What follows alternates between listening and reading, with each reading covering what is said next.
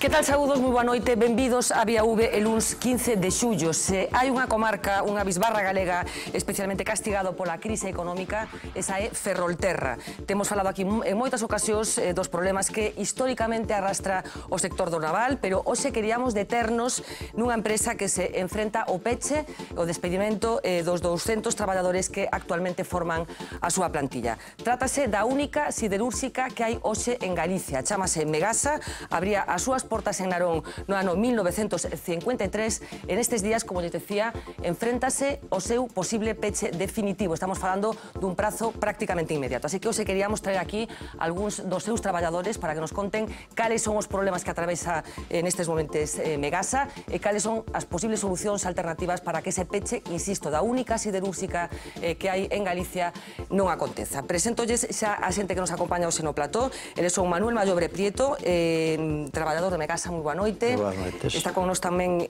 Carlos Bascoi, presidente do Comité de Empresa de Megasa, moi boa noite. Boa noite. Vicente Rivas Lamas, vicepresidente do Comité de Empresa, moi boa noite. E está tamén na mesa aquí con nos Jesús Calvo Pérez, traballador tamén desta factoría, moi boa noite tamén. Está connosco tamén, como ven xa nas súas pantallas, un grupo de traballadores que se achegaron ata aquí, ata a Redacción Central da Voz de Galicia, cos que iremos tamén falando para que nos conten as súas experiencias como traballadores desta factoría. Hoxe mesmo a nosa compañera Mira Méndez estivo con eles ali en Narón para que nos contaran in situ cales son as súas preocupacións e como se enfrentan ao futuro. Si hay algo que los enfada es saber que el cierre de su empresa no depende tanto de su cuenta de resultados, sino de un decreto del gobierno. É unha empresa que cumplía con todos os requisitos, que cumplía que cumple. E iso é o que máis te indigna de todo. Fundada en 1953, Megasa superó varias crisis, incluida la actual. Es una decisión política la que está a punto de firmar su sentencia. O insólito é que se cree esta situación por unha decisión política. O que a crisis non pode, non lo queren quitar os políticos. Bueno, os políticos, é dicir, a sinvergüencería política. Todo se remite a la misma tarifa eléctrica que logró salvar Alcoa. El gobierno estableció en diciembre dos tipos de bonificaciones, una para las empresas más grandes, como Alcoa o la catalana Celsa, y otra más baja para las más pequeñas, entre ellas Megasa. Estaríamos falando a unha diferencia entre un 75 e un 100% na tarifa. Nós competíamos en igualdade de condicións e ahora mismo é imposible. Todo esto en el peor de los momentos. Somos moitas familias que estamos vindo a conta disto. Con el sector naval tocado y una tasa de paro que supera el 30%, la comarca se encuentra abatida. Sí, estou en paro. Estou en paro buscando traballo, pero non hai traballo. La juventud que espera. Nada, creo yo, Me da mucha... No dan para más disgustos. Sería un chasco muy grande. Entre el cierre del naval y cierre de Megasa es que habría más del 30-40% de paro. Xa sería poñerlle a espicha final, non? A bisbarra. Y el de Megasa sería de los gordos. Emplea directa e indirectamente a casi 2.000 personas. Ti estás vendo os camións que salen, os que veñen coa chatarra, é dicir, os talleres de periferia que traballan para nós, unha empresa na comarca que, bueno, eu penso que é das únicas que quedan solventes, das únicas que dan beneficios, das únicas que dan traballo. Perder o posto de traballo por unha decisión política deste tipo creo que sería un drama e aparte sería unha cosa de auténticos irresponsables, ¿no? Hasta que la amenaza de cierre se cumpla en agosto, ellos van a seguir luchando cada día porque Megasa pueda seguir trabajando. Bueno, unha situación absolutamente paradóxica, como vemos unha empresa que funciona ben, que non ten problemas e que depende dunha situación, dunha decisión finalmente política. Carlos, por que pode pechar Megasa? A ver, o que nos pon en tremenda dificultade competitiva foi esta orde ministerial que modificou as reglas do xogo que hasta agora, digamos, rexían para todos, o cual automáticamente fai que competidores nosos teñen un valor do seu produto no mercado artificial, non é un valor adaptado, digamos, á competitividade en si da industria, senón que está basado nun coste da materia prima do que sería a tarifa eléctrica moito máis competitivo co noso. Entón, ese punto de partida do noso produto nunha situación no que a corriente nos hai moito máis cara, pois eles son capaces de poñer no mercado produtos con un valor moito máis competitivo pola importancia que ten no valor final o tema da tarifa eléctrica. Estamos falando de empresas que necesitan moita electricidade para producir, digamos, non? É o caso voso e o caso de Alcoa que saía tamén. De Alcoa recordamos efectivamente na última campaña electoral a movilización por parte dos representantes políticos que finalmente acabou con que esta multinacional solucionara os seus problemas. O feito de que se solucionara o problema de Alcoa perxudicou-vos a vos indirectamente? Sí, precisamente foi o orixen do noso problema. Históricamente, o mercado español tiña unha orde ministerial, ou sea, unha legislación que regulaba a interrompibilidade por grandes consumidores, no cual todos competíamos en igualdade de condicións, desde os máis grandes hasta os máis pequenos, digamos, e como todos sabemos, vísperas de eleccións autonómicas, Alcoa di que abandona Galicia, que abandona España.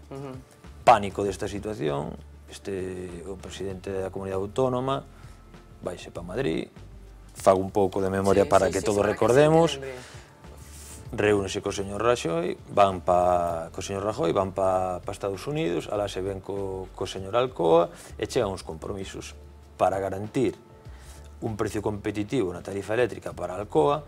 Digamos que a ferramenta que utilizan é a interrompibilidade. Aí crean un novo escalón que quen teña instalado 100 megavatios de potencia e teña un consumo medio nos distintos horarios que está dividido a franxa horaria, digamos, da tarifa eléctrica, pois quen teña ese consumo de 100 megavatios de consumo medio anual ten unha bonificación de 35 euros megavatio ou máis, incluso podería ser superior. Co cual, os que estábamos, digamos, que as normas de vello, que estamos con 20 euros, temos un 75% menos de bonificación no que é na tarifa eléctrica. Automáticamente, o noso produto posto no mercado é moito máis caro que outro, lóxicamente. Bueno, estamos falando para toda Galicia, vostedes moi claro que o que facedes e a que se dedica Megasa, como decía, dende os anos 50, cando se abriu esa factoría, pero, Vicente, que fai Megasa? Que facedes en Megasa? A parte de traballar, vamos a situar, Megasa é unha industria siderúrxica que está asentada no Concello de Narón.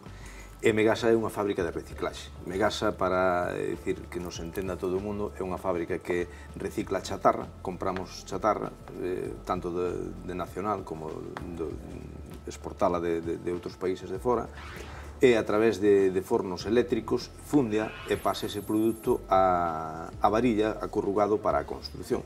É dicir, tanto para a obra civil como para tal. Eso é fundamentalmente o que fai Megasa. Megasa ven facendo eso, atravesando todas as crisis e todas as situacións de dificultade, que non foi un camiño de rosas o ir Megasa durante todo este tempo.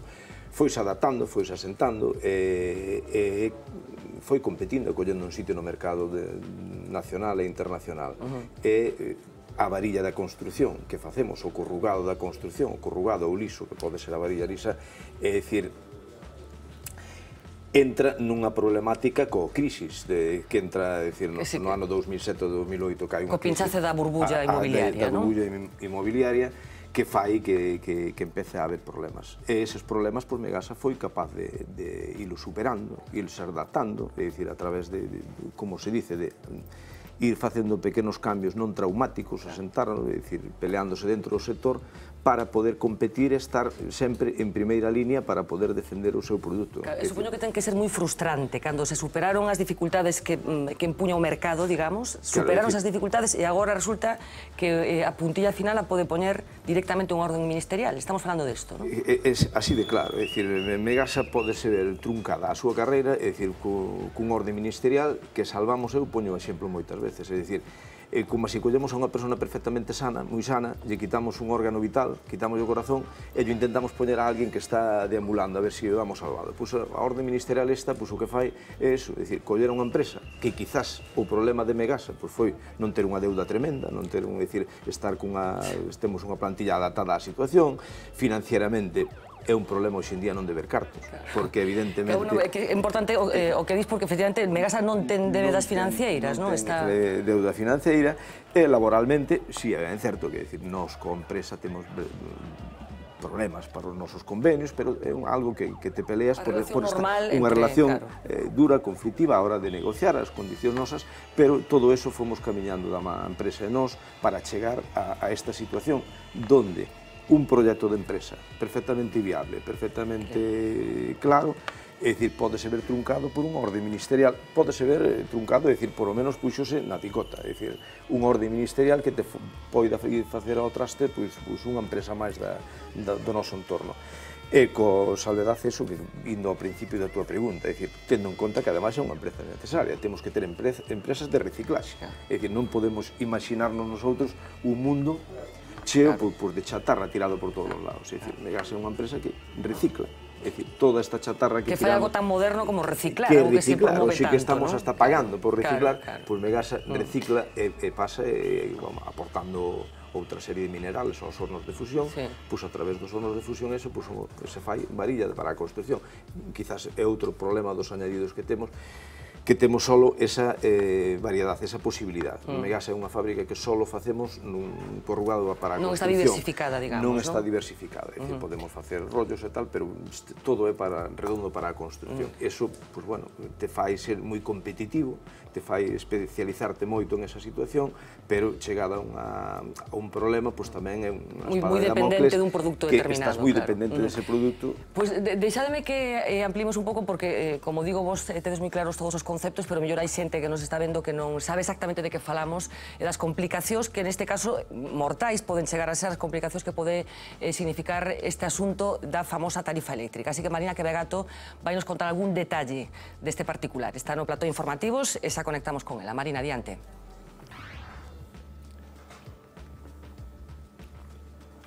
Pues Fernanda, todo empezó en el 2009, cuando Bruselas consideró ilegal la conocida como tarifa de electricidad G4. Es un sistema pensado en su día para primar a los grandes consumidores españoles de electricidad y que desde la Unión Europea se consideró que vulneraba la libre competencia en el marco europeo. Desde entonces se buscan alternativas a esta supresión y a finales de diciembre del año pasado el Ministerio de Industria aprobó una nueva normativa que básicamente lo que hacía era modificar la interrumpibilidad, un instrumento, un acuerdo en el que se paga una prima a los grandes consumidores a cambio de que se interrumpa su abastecimiento en caso de emergencia en el sistema energético. En la nueva normativa se estableció que las empresas que consumen en media 100 megavatios por hora recibirán una bonificación en la tarifa de 35 euros por megavatio, mientras que las que no llegan a ese nivel energético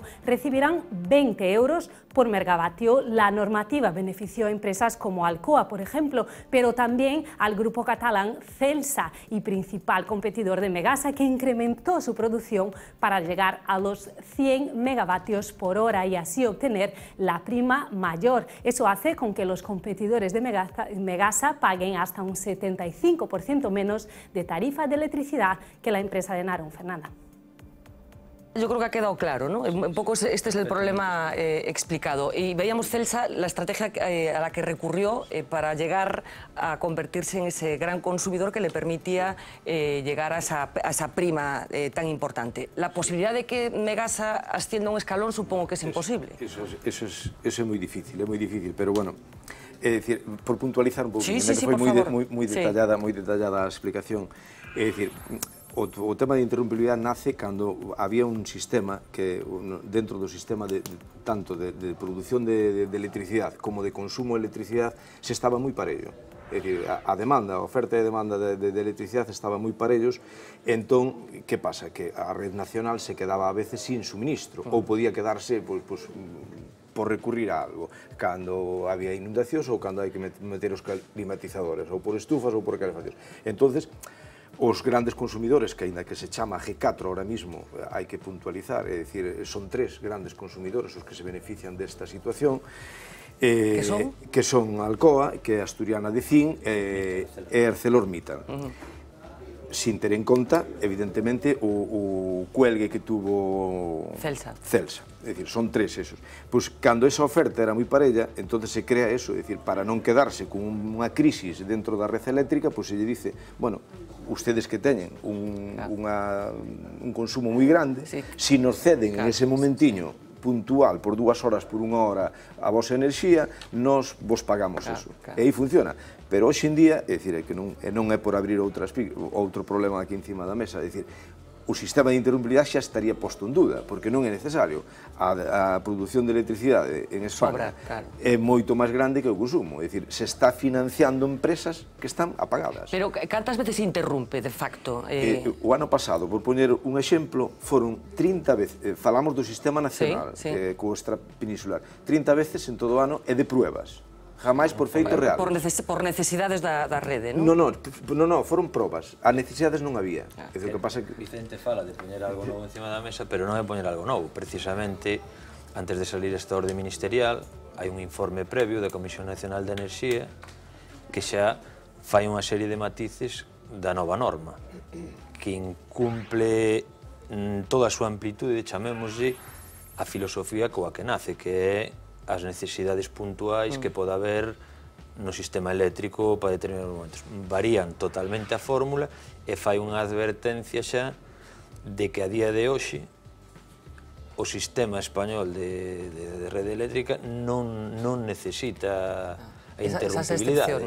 Realmente, esas 30 interrupcións que se fixeron foi unha prueba do operador do sistema para comprobar que funciona en caso de que se fixera falta, efectivamente. A día de hoxe hai moita menos demanda de consumo eléctrico de que a capacidade instalada de produción que ten o país. Isto é un problema, como no seu día era, e sigue sendo o día de hoxe, de estrategia enerxética do país. Aquí teñen que trazar un sistema a medio, largo plazo para o Estado español e dicir, bueno, España, a nivel enerxético, vai ir por este camiño. E industrialmente por este outro, para que as empresas poden apostar con unha determinación a corto e medio plazo, saber o camiño que van a seguir. O que hai un problema que non ten sentido. Entonces, o que pon agora mesmo Vicente encima da mesa é moi importante. Dicir, a Comisión Nacional de Enerxía advirte nese informe previo e o goberno, consciente dese informe, dos técnicos que están perfectamente, digamos, o tanto do pormiúdo do tema, tiran para diante. O sea, que de facto o que está sucedendo é que determinadas empresas que están sendo subvencionadas directamente polo Estado a través deste sistema que en teoría... Que pasa? Que de todas maneiras hai ese problema. O problema que ten o Estado español de estrategia enerxética é que para ser competitivos co resto de Europa, mas co resto do mundo, necesitamos unha tarifa eléctrica industrial que teña un precio competitivo, pero un precio competitivo que non estea basado en subvencións, en tapar un burato por un lado e xerar un problema por outro. Claro, porque eu non sei se tedes contacto con... Supoño que o caso de Megasa en Galicia é absolutamente singular, porque, como decíamos, é a única siderúrxica que hai no país, pero non sei se no resto do Estado hai situacións semellantes a de Megasa que podería permitir facer un frente común, non? O sei, pregunto.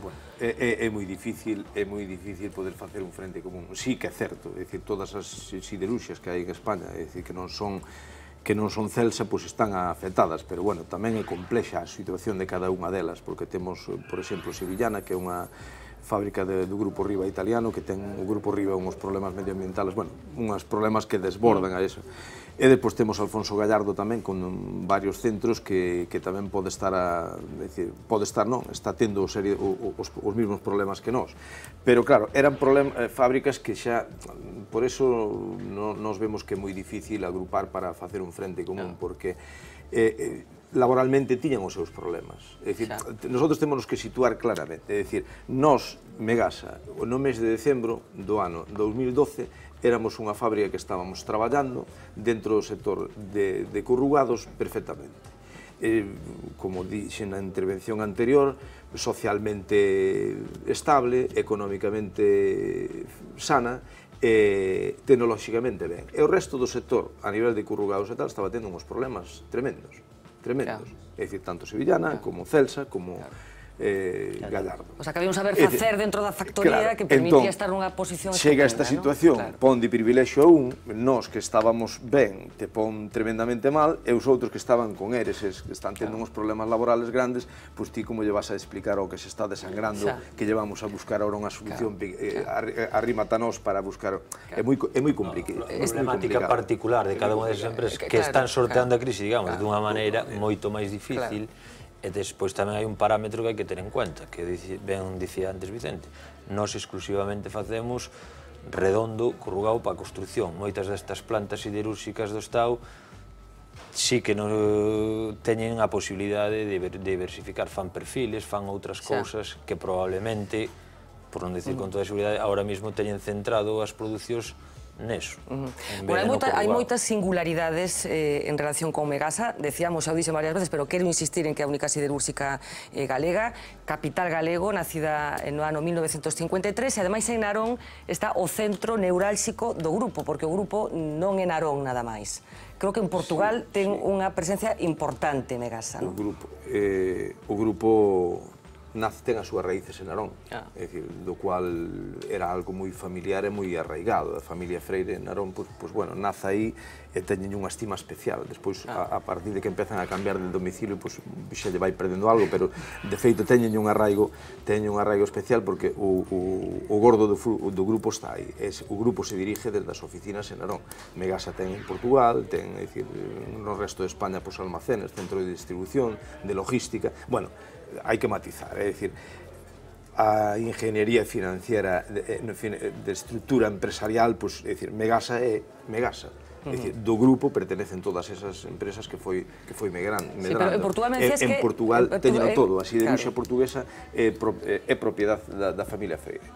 A dimensión, efectivamente, non é solo ibérica, digamos. Claro, é internacional. Exactamente, correcto. O Grupo Megasa ten agora mesmo comercializadoras, distribuidoras e tal, desde Londres, bueno, por todo o mundo. Unha infraestructura comercial moi interesante que é unha das cousas que lle permite moverse ben, pero en Portugal é o todo. A siderurxia portuguesa, que era siderurxia nacional portuguesa... Nestes momentos é propiedade de Megasa, non? Se puxo á venta, é dicir, por finales da década dos 80, e, bueno, despois de pasar unha serie de trámites e de diferentes propietarios, acabou exclusivamente nas más de Megasa. Con dúas plantas importantes en Lisboa e en Maia, creo que son, non? Donde están? No Seixal en Lisboa e en Maia en Oporto. Bueno, temos aquí, como ven, a xente de edades diversas, traballadores, como decía, de Megasa, e eu, Jesús, non sei, para ti que significa traballar en Megasa? Pois, prácticamente o meu primeiro traballo, quitado un período de uns 6 meses noutra fábrica de palas para aerogeneradores. Pois, para o que non sale dali, cando ti chegas ali, che contan que vas a unha empresa seria, fuerte económicamente, da que moitas veces parece que están cerrada naquel muro, non se sabe demasiado. Que o que facedes dentro. Sí, dá esa impresión. Sí, todo legal. Non, pero esa mesma fortaleza que desde fora se ve, eu creo que agora nestes momentos tamén nos primeiros días, cando todo isto saltou á prensa, a xente lle costaba un pouco creer. Non pode ser, Megasa non pode cerrar. A Freire non lle pasa iso, pois costa creerlo e pasa, e o que máis fastidia, por así decirlo, é que sea unha decisión política a que pode mandar a iso. Non lle fan caso ao informe da Comisión Nacional de Enerxía, un informe que, además, é bastante duro coa orde ministerial esa da que nós nos queixamos, e que, además, é para beneficiar única e exclusivamente a unha fábrica, que todo hai que decirlo, que se sitúa en Cataluña, que debe miles de millóns de euros á Caixa Catalana, aos bancos en general, pero en concreto, pois afecta máis a esa Caixa Catalana. Entón, moito nos tememos os traballadores que detrás deste tipo de decisións se esconde algunha mão negra. Eso é quizás o que máis nos ten a disgusto pola situación. Porque, Manuel, eu preguntáballe a Jesús que significa para el traballar en Megasa, para Narón, que significaría o peche de Megasa? Para Narón significaría perder moitos postos de traballo. É dicir, para Narón Megasa son mil moitos postos de traballo donde se xuntan ou perden o traballo pois xente de empresas auxiliares, talleres, xente que traballa no puerto, camioneros, é dicir, ali se está entrando e salindo pois centos de personas diariamente. Falaba do Porto porque esa é outra das consecuencias negativas que podería traer consigo o peche de Megasa, que é o movimento que supón para o Porto, non? Vai directamente vinculada. Megasa como ao ser unha fábrica de reciclaxe, a chatarra, é dicir, a produción de chatarra de Ferrol, de comarca de Narón e de Ferrol, hai que matizar o de Narón porque é asentamento de Narón, e quero deixar claro.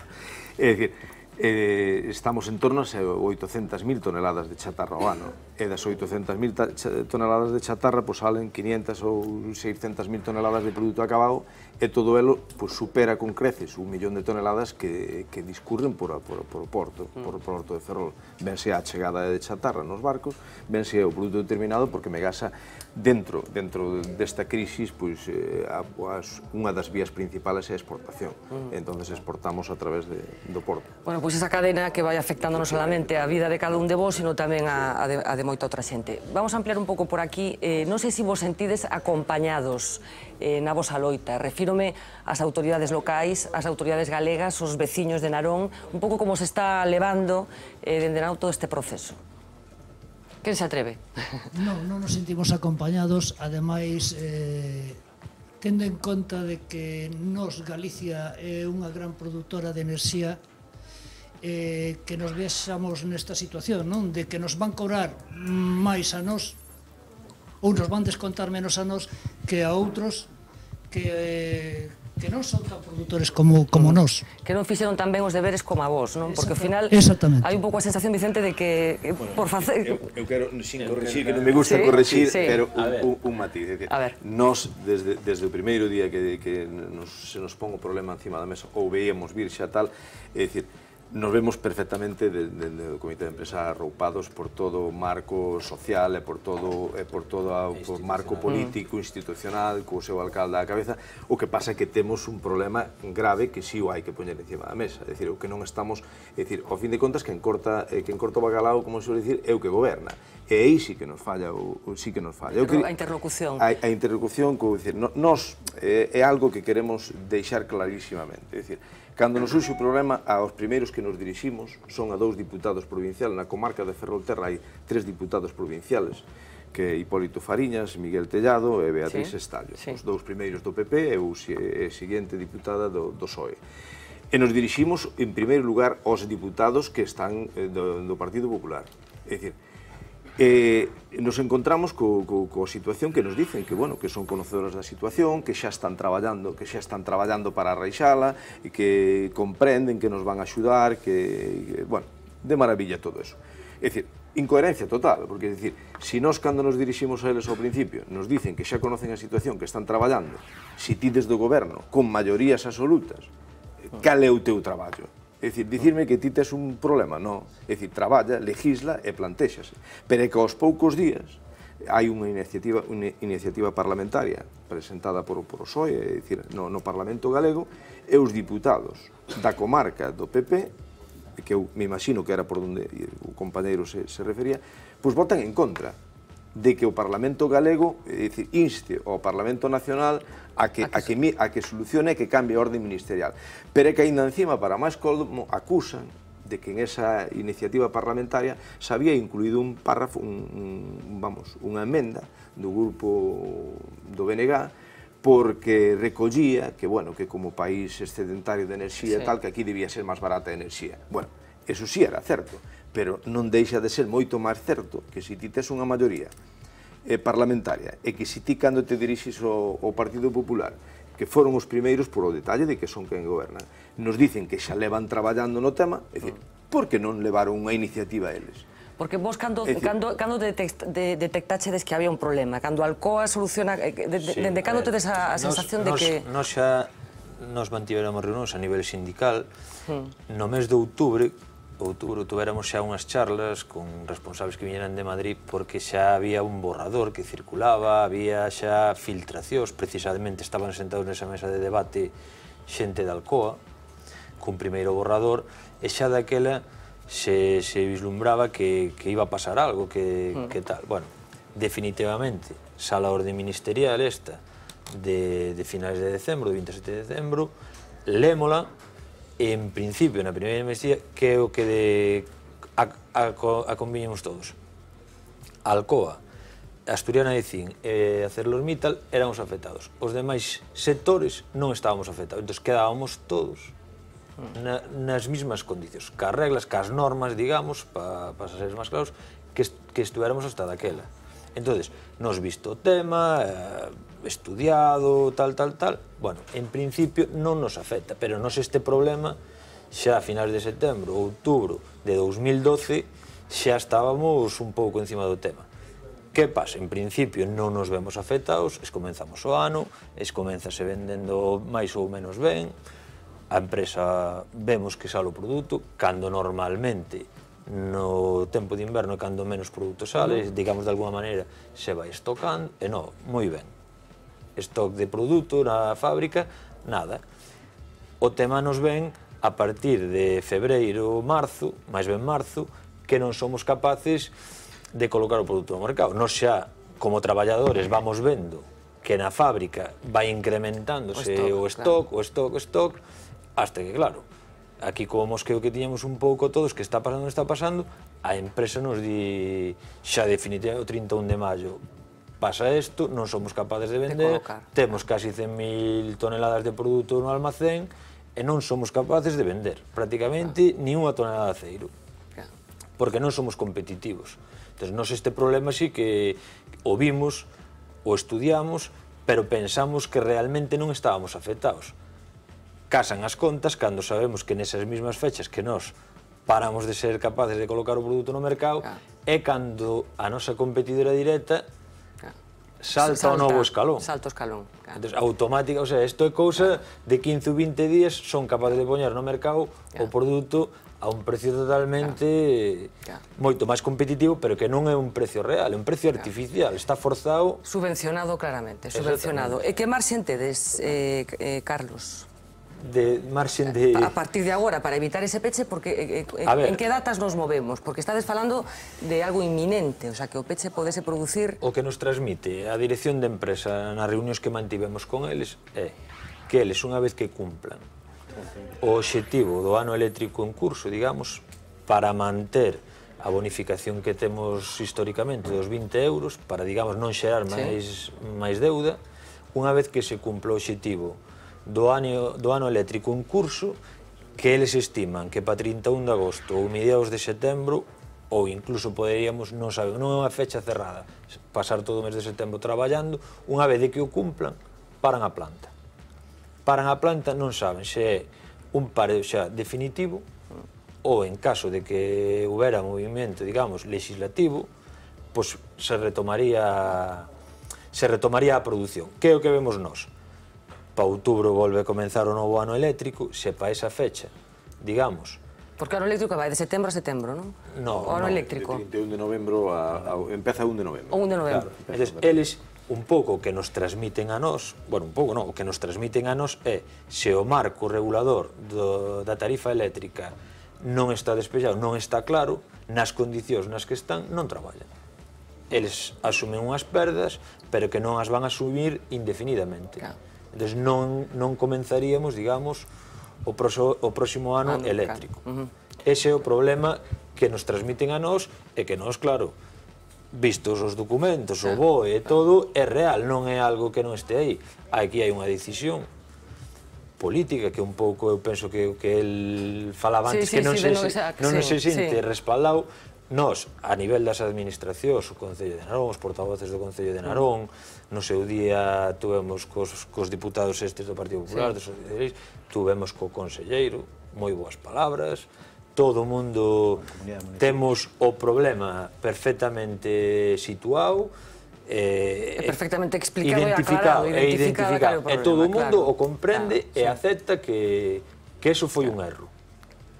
Eu penso que aí viñan as palabras da compañía, dicir, o que non é normal é que o Partido Popular, que ten maioría na Xunta de Galicia, que non ten competencias, pero que si no seu día foi capaz de abanderar a defensa desta multinacional, que estamos encantados da vida de que esta multinacional siga e poida seguir moitos máis anos en Galicia, que non seña capaz de reunirse con nós, que yo trasladamos por activa e por pasiva moitísimas veces.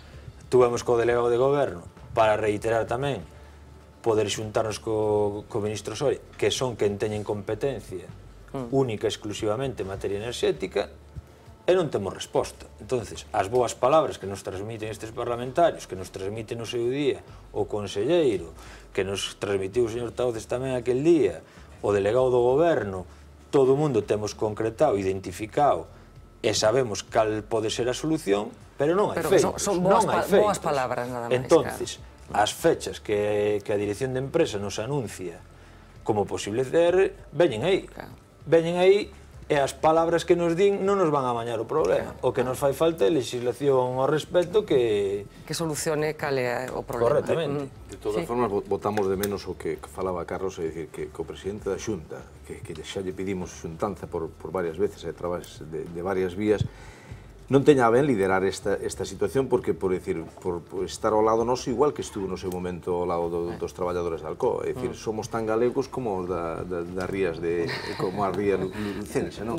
É dicir, é algo que nos está escapando, nos preocupa que non se atreva, é dicir, porque é un agravio que está a facer, é dicir, somos dúas empresas punteiras e cos traballadores de Megasa esteñan en outro nivel tal, ou únicamente tamén nos podemos temer, é dicir, porque o goberno do PP tamén lle podemos coller esa derivada, é dicir, está gobernando prácticamente pa a banca, é dicir, sabemos que Celsa ten uns problemas, como dicía antes o compañeiro, económicos tremendos, ou axudar a Celsa, que fai? Que vaya a cobrar o banco a deuda, estamos falando dos preferentistas, Por eso decías, Vicente, antes que non ter débedas cun banco nestes momentos é un problema. É un problema, é dicir, aquí o mellor é deber moito, é dicir, pois o problema... Non, se canto máis se deba ao banco, máis problema ten o banco, menos testigos, está claro. Pero eso temémonos, é dicir, que políticamente se esteña lle dando unha solución a unha empresa para que esa empresa non é que vaya a traballar esa empresa, pague a banca, é dicir, porque as prioridades do goberno, tanto de España como de esto, estamos falando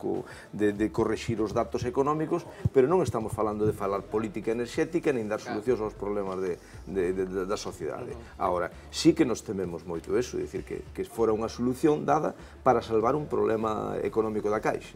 É dicir, porque Celsa non había liquidez, estaba en que... Sempre aparecen os bancos ao final de todo. Sempre aparecen os bancos. Non sei se por aquí queredes decir algo de como vos sentides, de que esperanza tedes no futuro.